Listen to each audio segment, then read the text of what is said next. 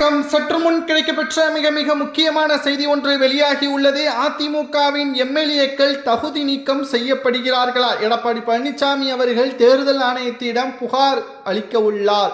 6 எம்எல்ஏக்கள் அதிமுகவில் ராஜினாமா செய்து தாவேகாவில் இணைந்துள்ளனர்.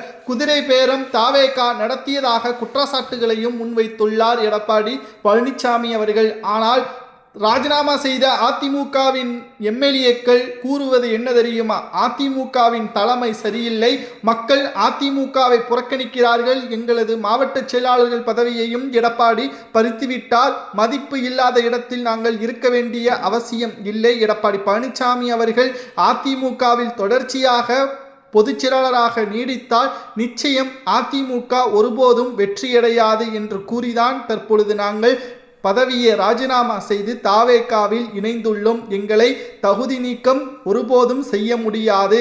நீதிமன்றத்தில் இந்த வழக்கு தொடரப்பட்டால் தள்ளுபடிதான் செய்யப்படும் என்று அதிமுகவில் இருந்து ராஜினாமா செய்த 6 சட்டமன்ற உறுப்பினர்கள் தற்பொழுது தகவல்களை தெரிவித்துள்ளது. அரசியல் வட்டாரத்தில் பரபரப்பை ஏற்படுத்தியுள்ளது. நிஜமாகவே அதிமுக மிகப்பெரிய ஒரு ஆளுமையான கட்சியாக இருந்திருக்கும். ஆனால் ஓபிஎஸ்ஐ புறக்கணித்து எடப்பாடி பழனிசாமி அவர்கள் சுயநலமாக அதிமுகவில் தற்பொழுது வரை இருக்கக்கூடிய பிரச்சனைகளுக்கு எடப்பாடி பழனிசாமி மட்டும்தான் முக்கியமான காரணமாக பார்க்கப்படுகிறது.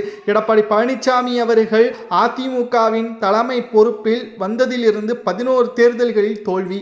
ஓபிஎஸ்ஐ புறக்கணித்தது, வைத்திலிங்கத்தை புறக்கணித்தது, சசிகலா அவர்களுக்கு துரோகம் செய்தது என்று சொல்லிக்கொண்டே போகலாம். பெண்களது ஓட்டுகளும் அதிமுக இழக்க நேரிட்டது.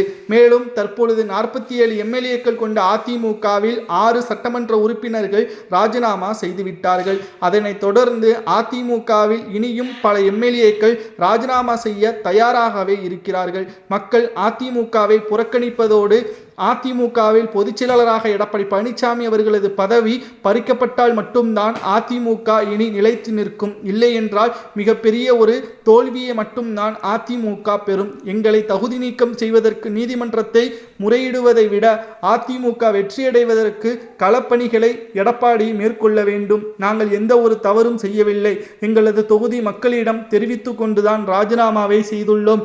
தாவேகாவில் இணைந்து மீண்டும் வாய்ப்புகளை கிடைத்தால் அந்த தொகுதியில் நிச்சயமாக நாங்கள் இணைந்து வெற்றி வாய்ப்பை பெறுவோம் என்பதையும் தற்பொழுது அதிமுகவில் இருந்து ராஜினாமா செய்த தாவேகாவின் எம்எல்ஏக்கள் தெரிவித்திருப்பதுதான் தற்பொழுது எடப்பாடி பழனிசாமி அவர்கள் அதிமுகவின் எம்எல்ஏக்கள் ராஜினாமா செய்தது நிலையில் அவர்கள் தகுதி நீக்கம் செய்யப்பட்டால் அடுத்த 10 வருடங்கள் தேர்தலில் போட்டியிட செய்யாதவாறு முயற்சி எடுத்தார். அது தோல்வியில் முடிந்துவிட்டது.